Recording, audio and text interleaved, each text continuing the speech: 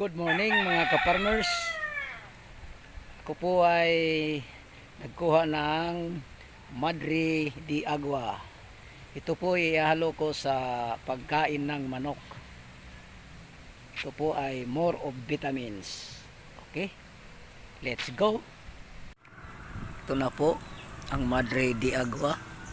Nakuhaan ko na po ng tangkay. Ito po ay akin na chapin.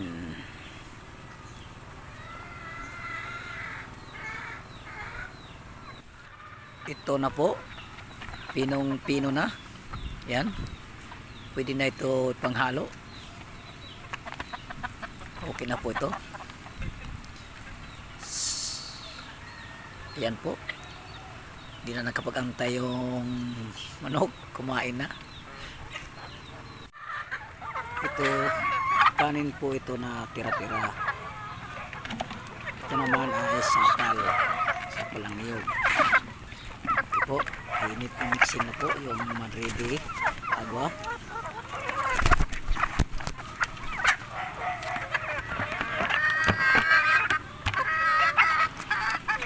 Ayan.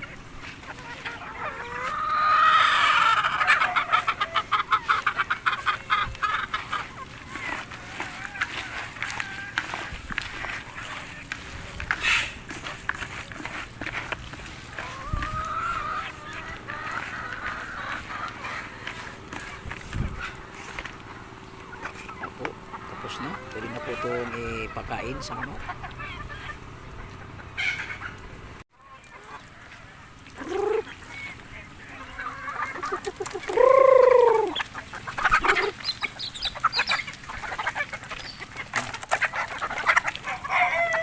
Pumaso na to. Sira kasi yung kadena nila.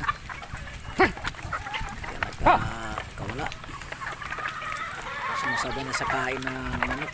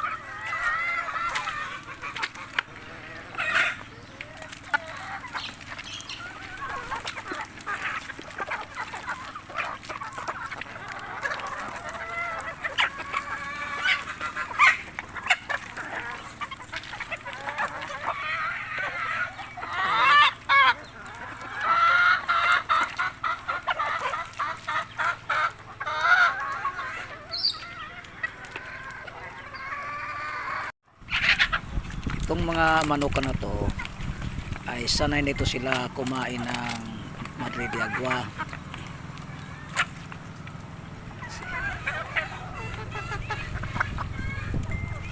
Hindi lang ako nakapag-video noon kasi busy pa sa mga gawain.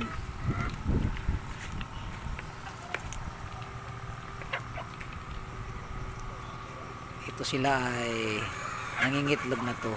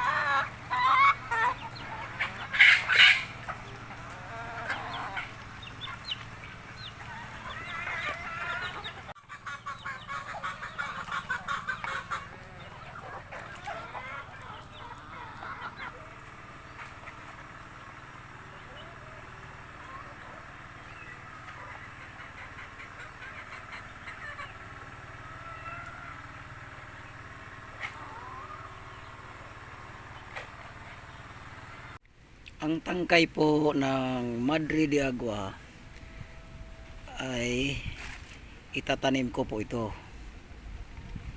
Sayang naman kung ito'y itatapon. Ang paraan po nito sa pagtatanim ay pwede ito siya direkta sa lupa. Pero sabi naman ng iba, mas maganda ito ibabad muna sa tubig. Ito siya yung tangkay. Yan, na po. Nilagyan ko po ng medyo patulis. Ito ay ibababad ko ito sa tubig. So, ganyan po. Yan, may tubig po yan. Pag ito ay nagkakaugat na dito, meron na siyang ugat, ay pwede na ito siya itanim. Maganda po yung may ugat kasi sureball na tayo na mabubuhay siya. Okay? Yan po ang Madre de Agua.